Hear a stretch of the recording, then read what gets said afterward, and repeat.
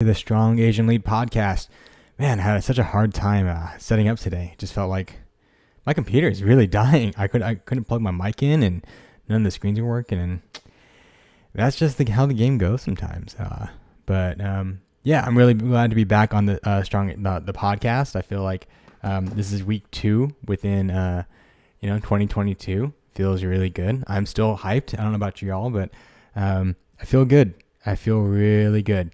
And we started a new program with our coaching calls, and I'm really excited for that. That's I got I put out a couple tweets, and you know what? I've gotten like 7, 8, almost 10 people like setting up consultations with me, and I really, really hope I can help them. And if you're listening to if you're listening to the podcast right now, and you're thinking about working with me in some way, this is the way to do it.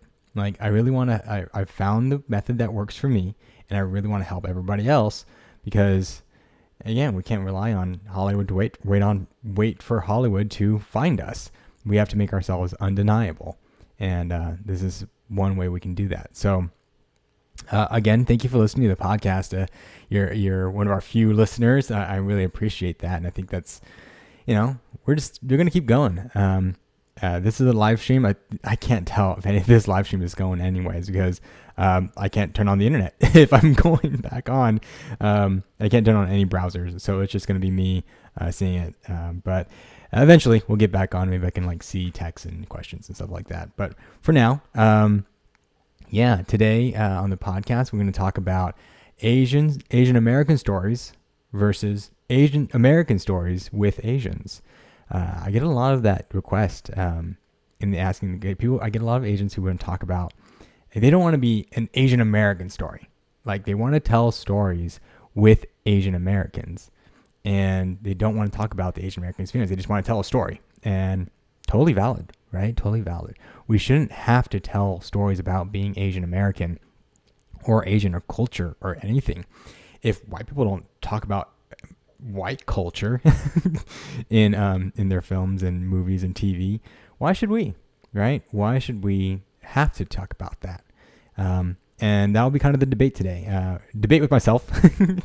And I'm gonna and as I mentioned on the last podcast, I'm gonna keep it kind of lighter. I've been working on my slowing down my voice and slowing down my temper, and because I feel like this is such a better way to receive my voice, receive my message. Because there's a lot I want to talk about, but if I just talk really fast, you might not catch it. Sometimes I don't even catch it. And I'm working on for me, I just got signed with my agency, so now I'm not a working actor yet, but I have an agency who's pushing me out, and got my casting networks, and I got a bunch of these calls. I need to fill up my profile, and I'm just going to apply to everything, because your boy need money, and got to pay the rent and do other things. But yeah, it feels really good, and waking up at 5 a.m. and do my workouts and making myself look good.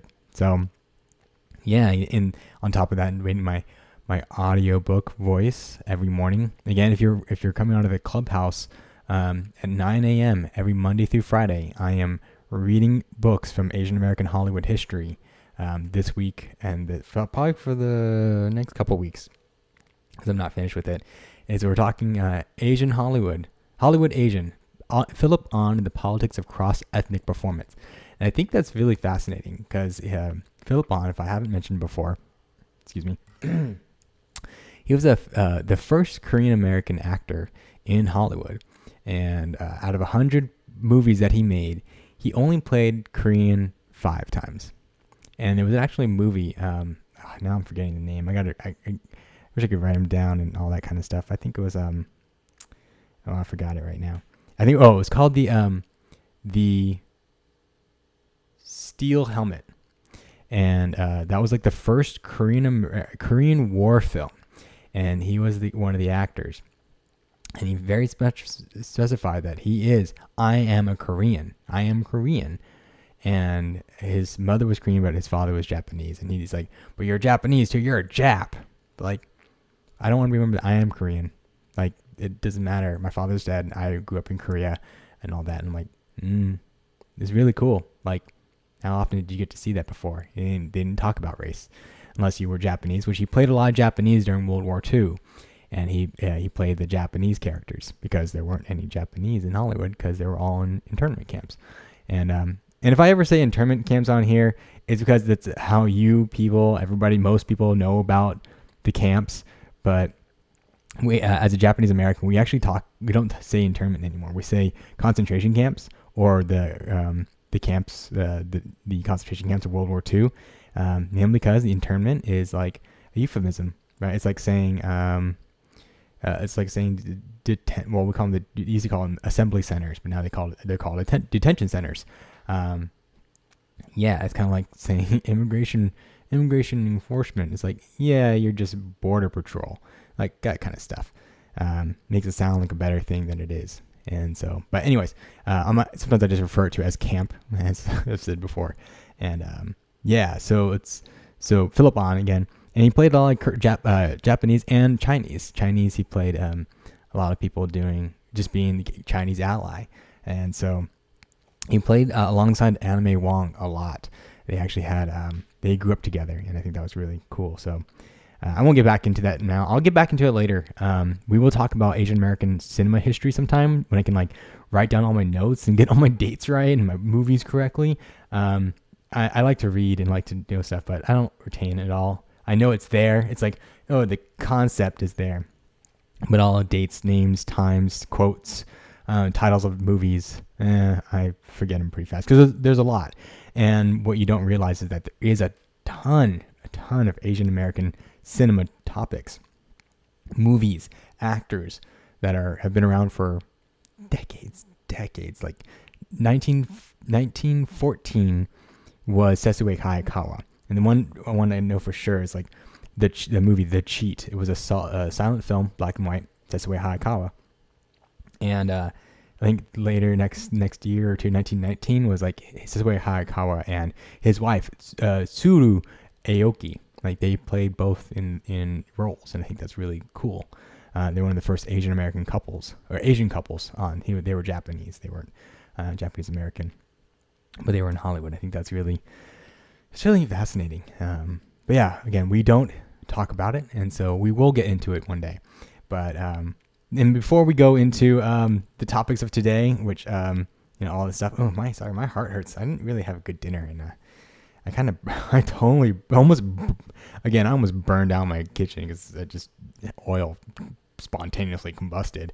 But I don't feel really good with my heart right now, so I might have to go take some Tums or something. Anyways, today before we get into today's topic, please subscribe to whatever channel you're listening on. If you're a podcast subscriber, any of those podcast platforms are great. We do have the live stream on YouTube and Facebook.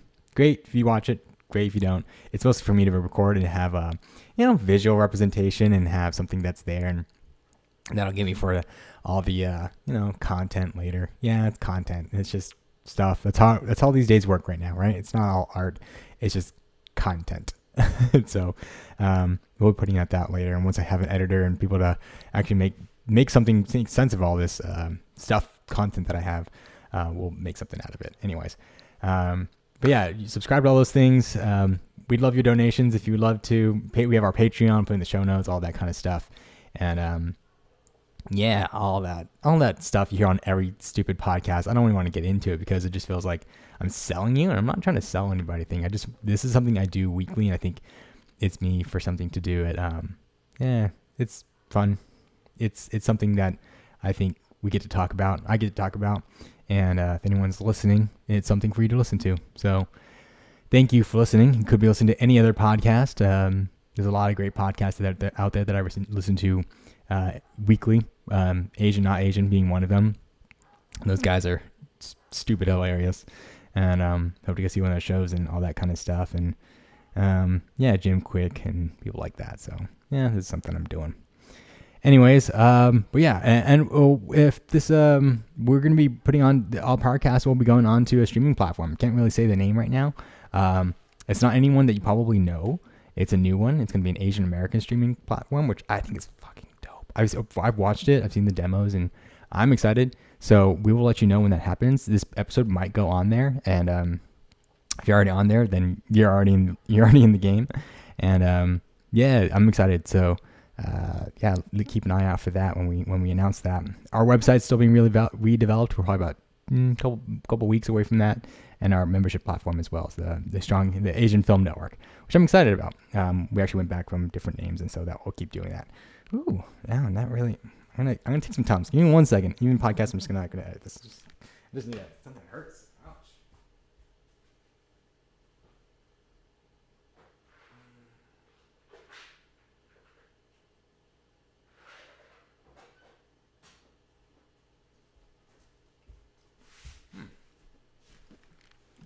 I'm sorry about that. I think made I tried to marinate tofu. I think I just used too much soy sauce. I think I just have too much sodium. I'm gonna try to get through this podcast as much as we can. Anyways, 1 second. I apologize for that. And but yeah. Anyways, we're gonna talk about Asian American stories. Versus American stories that are with Asians. And again, very valid point. We shouldn't have to say those stories. We shouldn't have to be Asian American culture. It didn't have to be about being Asian. We get a lot of those. There's things like, I see a lot of web series, Yappy, and a lot of Wong Fu stuff sometimes. And sometimes it's, I can't even think of them right now, but sometimes they're just very Asian. And then we talked about last week's episode with, Always Be My Maybe. We watched it again. It was just holds up. It's so funny. Again, I'm still listening to the soundtrack, but there's Asians just having a really good time. Almost can't think of anyone who is not. Only like a few supporting characters were not Asian, but everybody else were just Asian, and some of those supporting probably were mixed. And so yeah, I think it was really good. And they only talked about being Asian or Asian culture at all when there were food scenes. I noticed that. Only in the beginning, you noticed that they were doing Asian things, taking off our shoes, making the food, all that kind of stuff, and then going to the dinner and making food and with the mom. And at the end, one more time when it was like, oh, you smell that or whatever. And it was like, yeah. It was like, yeah, that was it. And we'll go over food in film and cinema too, like Tampopo or, I don't know, even David Chang's food eat this kind of movie documentary thing. I think food is a really classic turning point for Asian culture, and that's part of it. What makes us different, but also open doors to everybody else. Because I know a lot of people who love Asian food, and that's where they get to start of the culture. And so, yeah. But again, Asian American versus Asian in America, and I think let's talk about being Asian American stories, right? So for me, it's something like. Any of the camp stories, which are, being Asian American in America, and about civil rights and about discrimination. You have something like, I don't know. Let's think. I really should start planning these out. I really should. And let's think about. Okay, let's start with Asian American stories with Asians in them. Something like Jimmy O. Yang's recently Love Hard, right? Almost nothing about it was about being Asian American. They talked about it once. They said, oh, look, he's Asian American. And that was it. You saw everybody else being Asian. The father was Asian. The Darren Barnett's character had Asian parents, one Asian parent. Again, you have something like maybe Asian Americans in San Francisco, but it doesn't have to be about Asian. You have something like, Fresh Off the Boat half the time was not about being Asian American. It's about a family living in America being that. But sometimes Asian American pop up, but not like every second. Even has something like Nora from Queens. Almost none of it was about being Asian. It was just about Asians in America.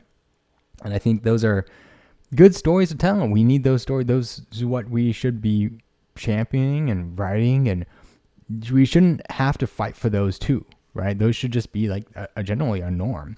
But I think it's there's a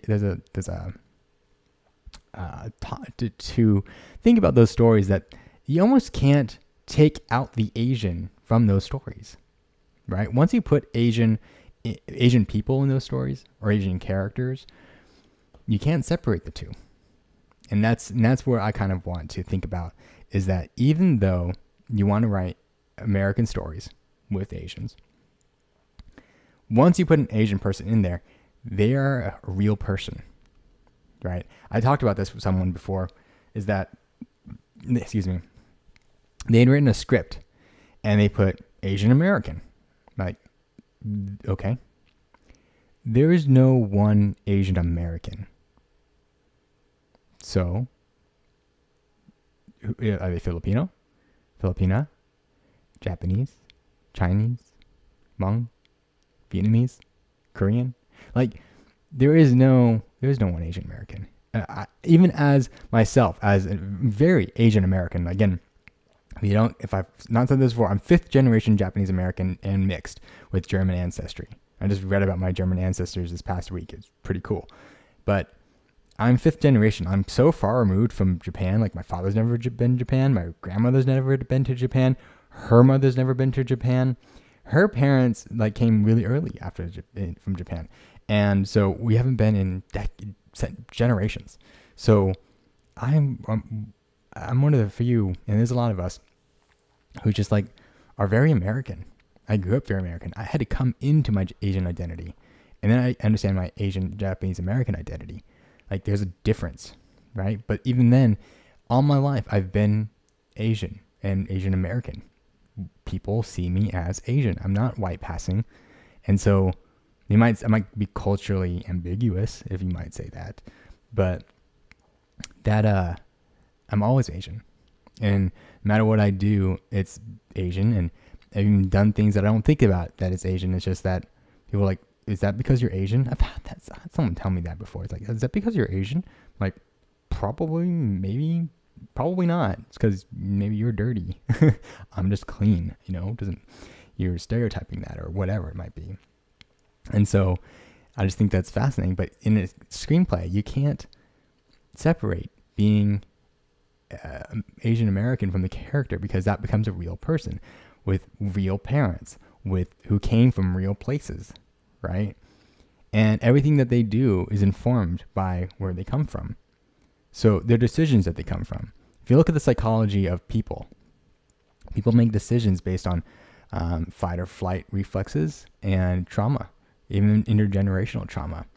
I see a lot of things that my parents, my father does because my grandmother does something. And her grandmother does something because her mother did something because she was there. And, from the camps, I can really see that. But that's not the same that comes from a Vietnamese family, right? It's sometimes they're refugees and they come over because they didn't come with anything. They had to start from the ground up and work extra hard and not be at home. My grandmother was mostly there. She was busy. My dad did say she was never around and go to wrestling matches and stuff like that, but she had 6 kids. 6 kids and mentally challenged son, and a son who was, again, killed by cops. And so they had a lot to deal with, and that makes a difference. And that revolves around being Asian American and very Japanese American in itself. So where did their family come from? Even in Jimmy O Yang's, Love Hard, it's I thought it was really good about being kind of whitewashed. It kind of felt like it was not totally, it was just very Americanized. And as much as that it's totally fine and to do it that way, I feel like there's always room to add it.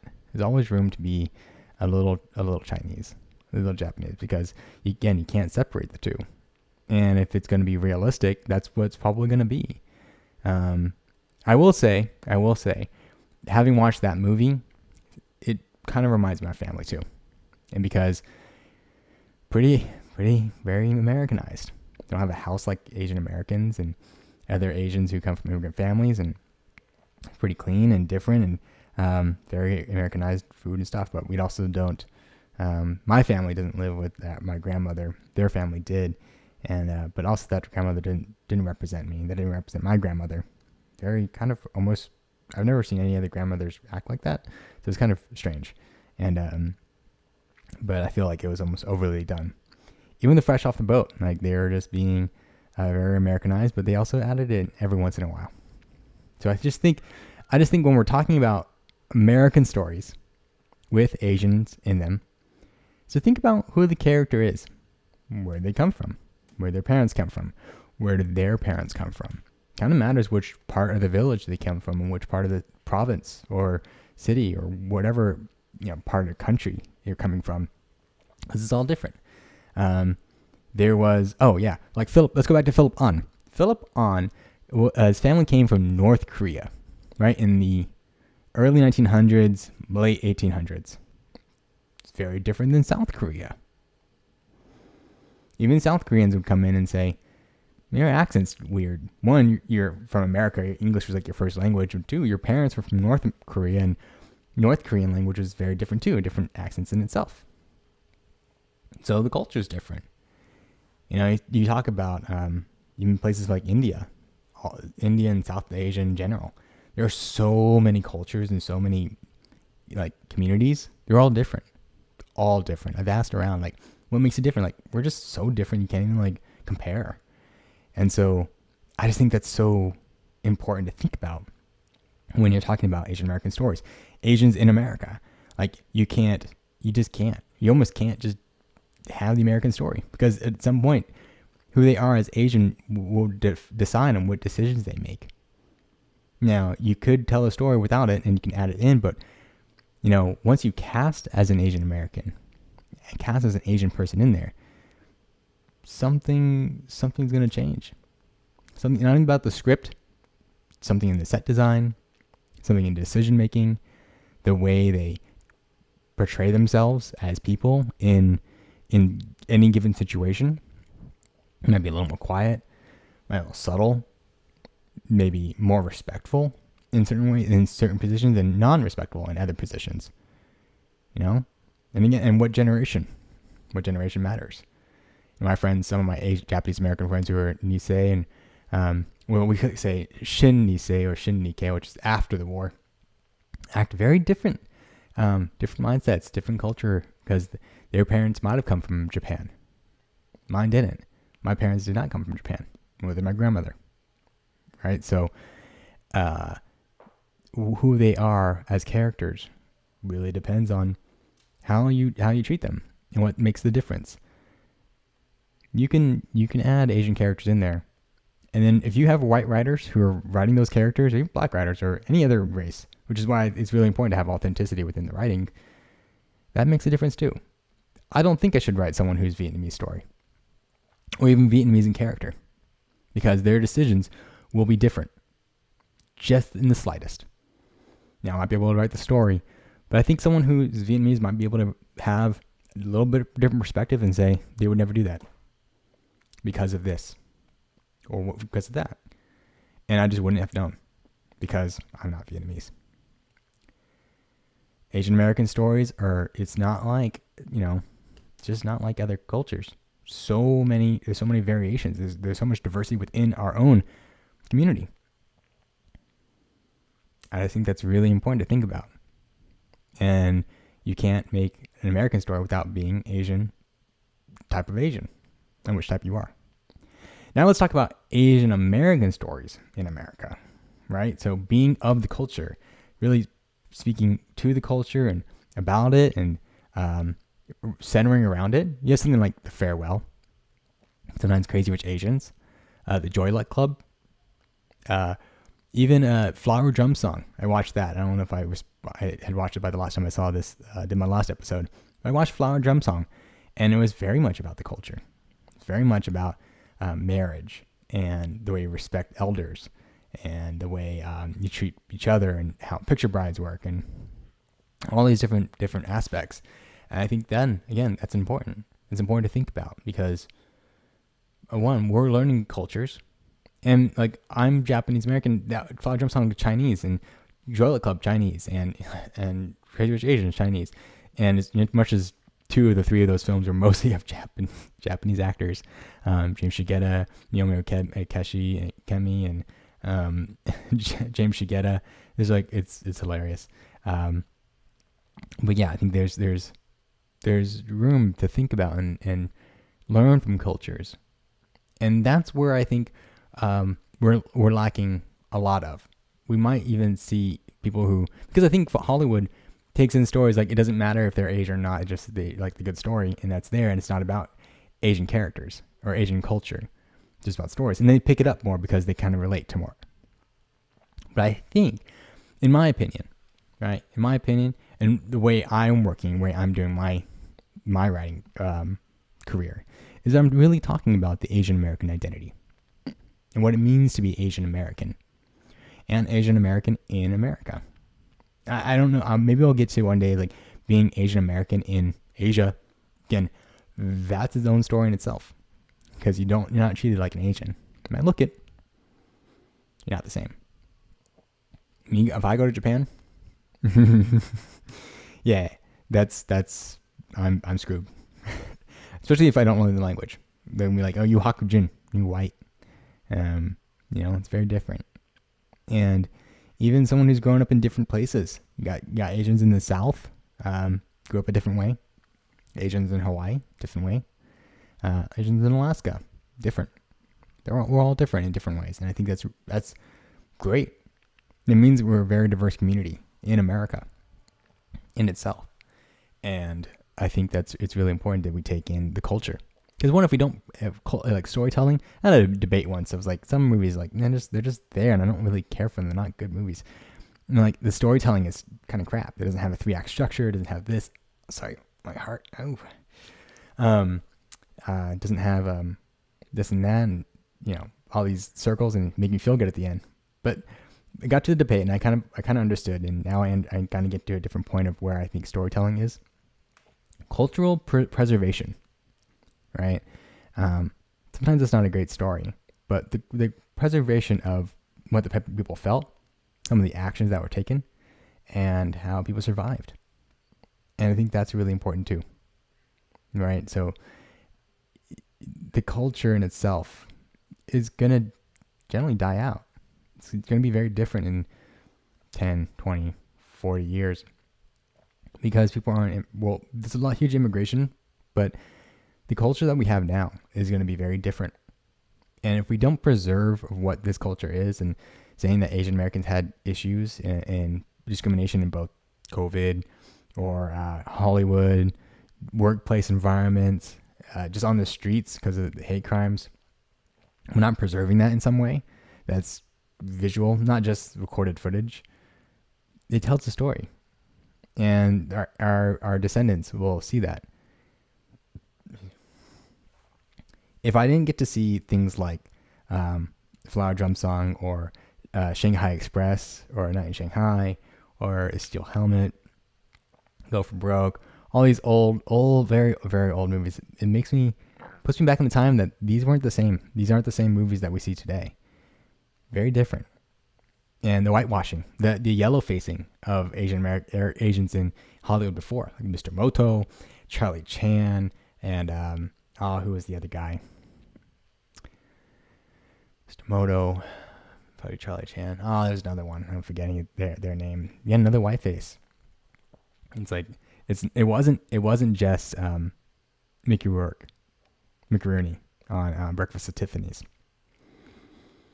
and it wasn't just Geddy Watanabe in 16 Candles of Stereotypes. It wasn't always just that. Those are the 80s. Let's think about the 40s. Let's think about World War II. Think about the 50s. All these movies came out. They're very, very racist, and not at the time. We don't respect those movies now. We study them because it's like, wow, these actually happened. But if we didn't actually have them, then we wouldn't kind of know where the state of the industry was. I think that's really important to think about. And so, going back to like Asian American culture in movies and centering around it, it not only humanizes Asians, but it also shows us how different we are. You put something like, I haven't watched the recent season 10-15. I should watch that. Just look at Warrior, right? Bruce Lee wrote it. about Chinese Americans in San Francisco Chinatown in 1870s. Chinese Exclusion Act and fighting, gangs, opium trading, some of the Chinese Railroad, prostitution, the quote-unquote slums. There's a lot of that. But that's a very different story than the Japanese American story. Even, let's go to the white culture. It's very different than the German culture, German story, right? White America came up very differently than that. They didn't have to come to the country and go through a lot of that. They had other troubles, but it wasn't like that. And you look at, when they came over, even the time period of when each Asian culture came over was a different time period. 1870s, early 1800s for the Chinese, 1800s for the late 1800s, early 1900s for the Japanese. Koreans came over in like the 50s and 60s. There were Koreans in America like as early as like the 30s, even some like the 15s, like very, very early, but very sparse. And I think the first Korean town was in Riverside, California, and that was like the 30s. So it was around, but not prominent. People didn't know what Koreans were. They didn't, and that's why that one movie was really important. It's like, it was the first time someone said that they were Korean, and I think that was fascinating. But that gets to the masses, right? That gets over to what Hollywood calls the flyover states, right? It's everywhere in the Midwest, where there really aren't other cultures, people of color in those states. There are, but not in like rural Midwest Oklahoma, and it's very spread out. If you've ever been there, it's so spread out. It's like, it takes forever to get anywhere, and everything is just, it's like so desolate, and you don't see people. Everybody's in their cars, and if you see somebody like at the store and you don't talk to them, it's not like a metropolitan city where you meet different people all the time. And that's why movies are important. That's why TV is even more important, because they're coming into your homes. They're coming to live with you for a long time, weeks, every hour, once a week. Sometimes if you're binging it, it's like 10 hours, right? And so you start to live with that person for a very long time. And it's they come into your home and you start to see how different and similar they are. But if we're not showing the culture and how different they are and what makes them different than a different culture, then we're not really showing the diversity within America, right? I think that's, I'm sorry. I need to get some water. I apologize.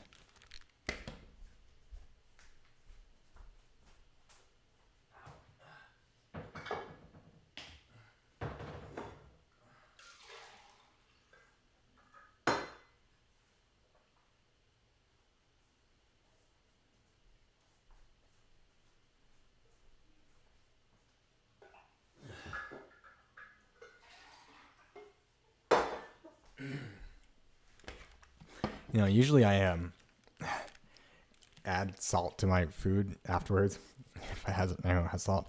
That's when I knew I was not gonna eat salt, and it was still like salty. It's kind of gross. And now I just really hurt. Ooh. Watch your sodium intakes, people. Drink a lot of water. Ooh, that hurts. Anyways, what was I saying? Having the different cultures in between it, right? Because we, as Asian Americans, we know we're all different. We know that. We know that someone who's Hmong American is going to be different than someone who's, Nepalese or Chinese. I'm trying to do other things that are different. Someone who's Sri Lankan, right? We all know it's going to be very different. But the flyover states, white America, they don't get it. They don't understand it. They're only seeing what they see on TV. And right now it's predominantly East Asian, to be very clear. And even then it's predominantly Chinese American. Or Chinese. Not even Chinese American. It's just Chinese.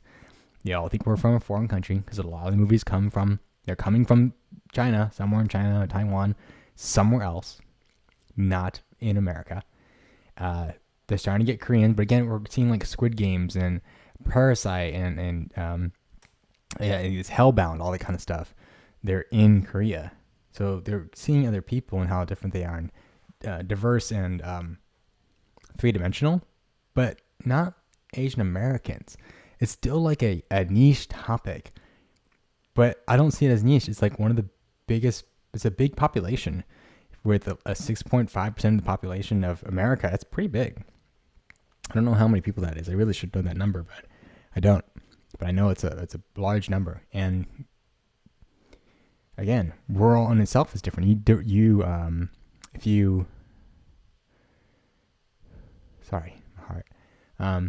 If you make it, if you differentiate it and disaggregate the data, you'll see we're all over the place. Different cultures, different communities, different income levels, different generations. It's very different. And so if you're not telling those diverse stories, we're not really getting there. You're just painting Asian America as something less than. That's something different. It's not even Asian America at that point. It's just like maybe one culture, or like a bastardized version of it. It's like it's like the Panda Express of movies. It's like it's Asian, but is it? It's like kind of, it's characterizing, it's whitewashing of its culture erasure. And that's why I think it's really important that we have authentic representation in the writers' room, and anybody who's decision makers. Because if it matters to them, they're gonna fight for it. If it doesn't matter for them, they might not fight for it, and they might say no. I think that's very valid. It's a valid thing that happens. Not that I don't think it should happen, but it does. And if we're not really fighting against it, standing up for it, then it's not gonna change. I read today in that book again, World War II, after the attack of Pearl Harbor, Koreans were classified as enemy aliens because Japan had taken over Korea and they had occupied it. So they were officially like Japanese. But the Koreans fought for it. They protested. They said, we're not Japanese. And we denounced the war. And officially it was like in, I think, January 1942, America separated them. Like, they're not Japanese, so they're not enemy aliens anymore. They had to fight. They got their constitutional rights taken away. Just like the Japanese, but they fought for it. And not that the Japanese didn't fight for it, but they did, and that's what changed it, right? That's what changed what America saw of them. And I think that's what we should be doing in Hollywood. I think that's what we're really pushing for. I'm tired of other people telling me how the story goes, or what's the story about, and what they think my culture is. I'm tired of it. I'm really tired of it. And I'm really tired of them putting people who they think represents us, and it really doesn't. I don't like it. And that's not how I want to see the next generation of Hollywood. I want to see you, the writers, actors, directors, producers, anybody who's listening to the podcast, and anybody who will listen to the podcast. I want you to think about it. I want you to think about who you stand for, who you come from, where your family comes from, and how that matters to you. How do you want Hollywood to portray you as that? If you're not Japanese American, do you want me portraying you as who you are? Would you like that? Do you think someone from your community would do a better job than me? Probably. I would say so. Even myself, I wouldn't say I'm not the best person for it. Now, I think it's a responsibility of that same people, someone who they're asking me to tell a story, to say, hire somebody else. You should be the one to say, you should hire this person over me. Or find this person. Don't leave it up to them, because they already chose you. Don't leave it up to them. Obviously, they chose you, and that was not the right thing. Or in this example, they chose me. They don't know what they're talking about. You have to do the work. It's part of what we're doing here. Is that they might say, "Hey, I'm looking for Chinese writers." Well, it's not me. I'm Asian, but I'm Japanese. I'm like, okay, we'll find somebody else. Like, oh, let me help you. Let me help you find somebody. I was going out for this role in casting, and they were looking for 3rd-generation Asian Americans, and they went to a comedy show, and they couldn't find anybody who was 3rd generation. It was like, it's pretty rough. But when they came to me and I said, yeah, I'll help you find them. I sent them so many people, so many Asian Americans. They're like, oh, you sent me so many people. I'm gonna pitch a show just about for Asian Americans. I'm like, yeah, as you should. But again, I had to help her do that. Them, sorry. And it's not her fault. It's not their fault. It's nobody's fault. They're not Asian. They don't know where to find people. Sometimes Asian Americans don't know where to find people. They post up a thing on Twitter. They post up a thing on Facebook, and that's fine. That's basically what I had to do. But you know what? I'm more connected with the Asian community. I know where to go look for them. It's not necessarily at the comedy show. It's in person. Too few of a demographic in a small area. They were only looking at one area in one city when they were casting for nationwide. So where are you going to find that? And when you source from the community, people know each other. I might know you. You might know somebody else, and that person might know somebody else. But if you don't ask the right people for the right thing, they're not going to be able to find them. If you're not connected to the right people, you're not going to find them. So I think that's why authenticity matters. It's why having people in the community be resourceful and talk to people. And again, being Asian culture in the community, you start to find out who's within that community and how different even the community is. Someone might be Filipino in one family and Filipino in another family, act totally different, but also act similarly in different ways. Why do you think somebody in like Ned from Spider-Man is Lola? And if you haven't seen Spider-Man already, like, I'm not giving too many spoilers away, but it made a difference. And a lot of some people caught the joke about what she said in Tagalog. Oh man, Tagalog. I'm fucking that up so much. In the Filipino language, Tagalog. Oh my god, it's awful. And I didn't get the joke because I don't speak it. I don't speak the language. It's not an Asian thing, it's a Filipino thing. Right? So I just think it matters. I think it matters who tells the story and what stories are there. Who's building on that and how it matters. So yeah, so what do you think? I would love to hear. If you're listening to the podcast, I want you to tweet at me. You can share this podcast episode, share it on your stories or your Twitters and all that kind of stuff, and Facebook, and say, hey, I think this matters. This doesn't matter. He's totally stupid. He's wrong, or he's right. And I think he makes valid points. But I want to hear what you think. Do you have to write Asian American stories with Asian culture? That you don't have to write Asian American culture? Or do you think that Asian Americans in America, you can tell a story about an American who's Asian in America? It's confusing. Again, repeat that. Someone who's American, who is Asian in America, that you don't have to talk about the culture. But do you think it matters? Do you think it matters that the person you're writing about as a character, if they're supposed to be Asian American, even if you cast them as Asian American, that some part of their background is going to be Asian American, and that they make a decision about being Asian American? Now, as a feature writer, you might not have any say of it because the director has the final role. But again, that person should be Asian American. But if they're not, stand up as a writer, stand up as an actor, might not have all the power, but that's what's going to make the difference of the movie, right? If you didn't add that scene, that little extra note, taking off the shoes at the door, eating rice with chopsticks, noodles for lunch. Ow, man, my heart really hurts. I'm really pushing through this. I'm gonna have to stop early because it really hurts. I have to go sit down or something. Again, what does it matter? Doesn't matter. I think it does. I think it really does.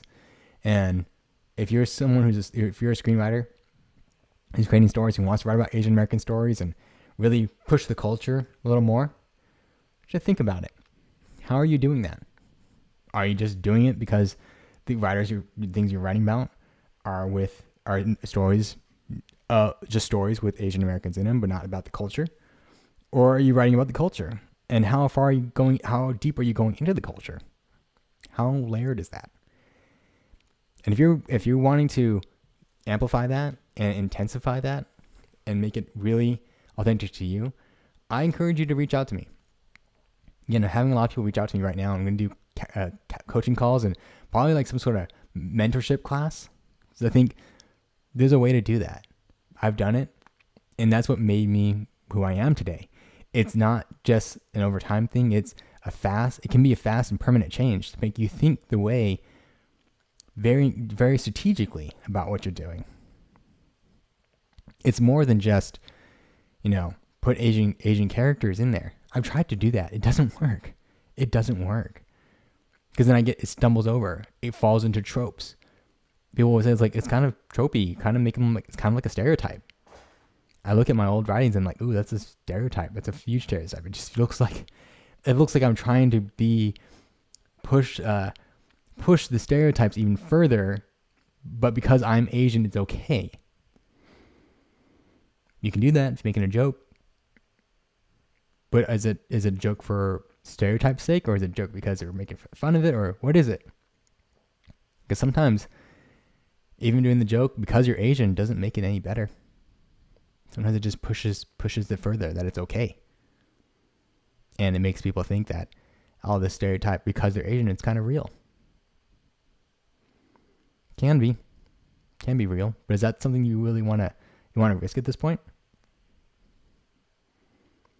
I really think we should start thinking about that and the representation and the responsibility of cultural representation. It's not just about representation on screen, people. It's with the whole culture in itself. Well, that's going to be it for me today. I hope that was a slower, more calming podcast, except for my killer heart right now. I just feel like, that is not, it's not like COVID pressure. It's like, that's sodium override. Anyways, they listen to my hearty, gaseousness. But thank you for listening to the Strong Asian Lead podcast. My name is Mas Moria. I probably haven't said that all today. But yeah, again, follow, share, do all the things. I hope you tweet at me that you share this episode. You don't share this, ask about it. Hashtag us. Hashtag Strong Asian Lead. Say something about us. Say something about being a strong Asian lead. You don't have to even at us. It's like the more people get in their ears, the more it has. I have some really good meetings this week with some big studios just about their programs and what they're doing and how we can help and how we can make a difference. And again, if you know somebody, or if you are a screenwriter or a director or anybody in the industry, reach out to me. I think I can help. I can help you think about the way you're strategizing your career, because you don't want to leave up to chance. I feel very comfortable and confident in my career, even though I'm not low on the totem pole, or not. Breaking in, I don't have a movie or anything. But you know what? I feel very confident that it'll happen in the next couple of years.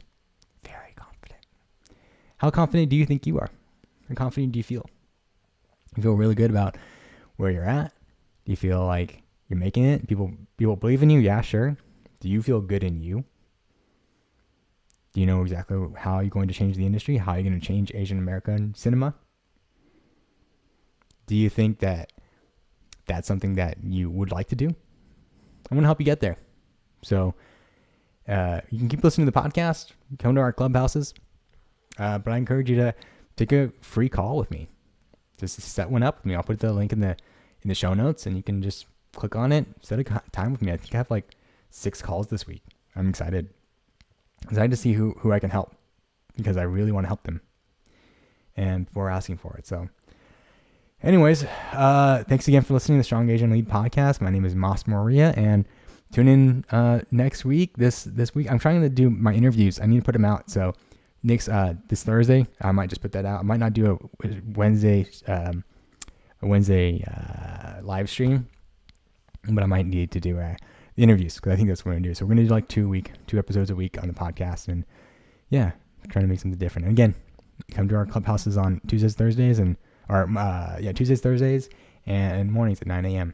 To listen to me just do some audio voices and stuff for reading the books.